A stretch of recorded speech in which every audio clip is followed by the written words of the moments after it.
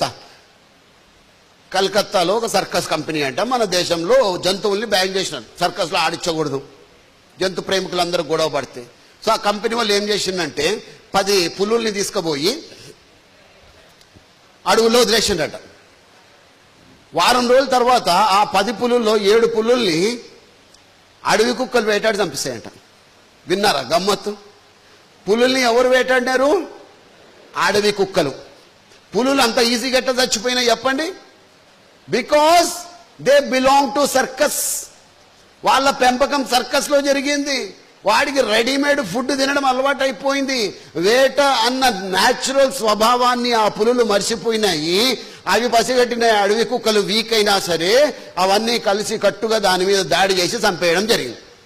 ఇదెందుకు చెప్తున్నా అంటే మిత్రులారా, చాలా మంది తల్లిదండ్రులు, ఎందుకంటే ఈ వీడియో యూట్యూబ్లో పోతుంది కాబట్టి చెప్తా ఉన్నా, ప్రపంచవ్యాప్తంగా యూట్యూబ్లో ఇవన్నీ చూస్తారు తల్లిదండ్రులు కాబట్టి చెప్తా ఉన్నా, సర్కస్ పులుల లెక్క మీ పిల్లల్ని పెంచకండి దయచేసి. వాళ్ళకు ఒక హిమ్మత్ అన్నది ఇవ్వాలి. చాలా మంది తల్లిదండ్రులు చెప్తున్న పొరపాటు, ముద్దుగా పెంచు, ముద్దుగా, నా బిడ్డకు ఏమవ్వదు, బండిలో కారులో దింపుతాడు వాడు బుడ్డోడు, వాని కారు ఎందుకు చెప్పండి? ఒక స్కూల్లో ఎల్కేజీ పోవడానికి అడ్మిషన్ కోసం వెళ్తే ఎంతరయ్యా ఫీజు అంటే 1,00,000 ఎందుకు రయ్యా?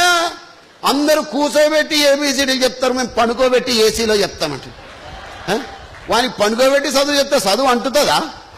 అరే అబ్దుల్ కలాం గారు ఎట్లా పోయినారు స్కూల్కి? పెద్దోళ్ళు ఎట్లా పోయినారు స్కూల్కి? నడుచుకుంటా, చెప్పులు లేకుండా, సీమిడి ముక్కుతో, చిరిగిన నిక్కర్లతో వెళ్ళినాం. పెద్దోళ్ళు కాలేదా వాళ్ళు? ప్రపంచంలోనే ప్రముఖులు కాలేదా వాళ్ళు? వీరికి చిన్నప్పటి నుంచి సుకుమారంగా పెంచితే పెద్దగా అయితే వానికి చిన్న కష్టం వస్తే వాడేం బతుకుతాడని? ఆ జీవితాన్ని బతకలేడు.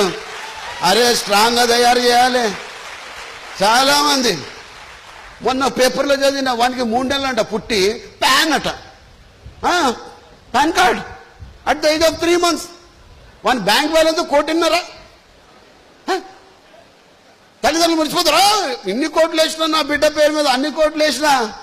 కోట్లు కాదు మా, మంచిదే వేసుకో, కానీ వానికి జీవితాన్ని ఎలా ఎదురీదాలో కూడా నేర్పించాలి. Yes my dear friend,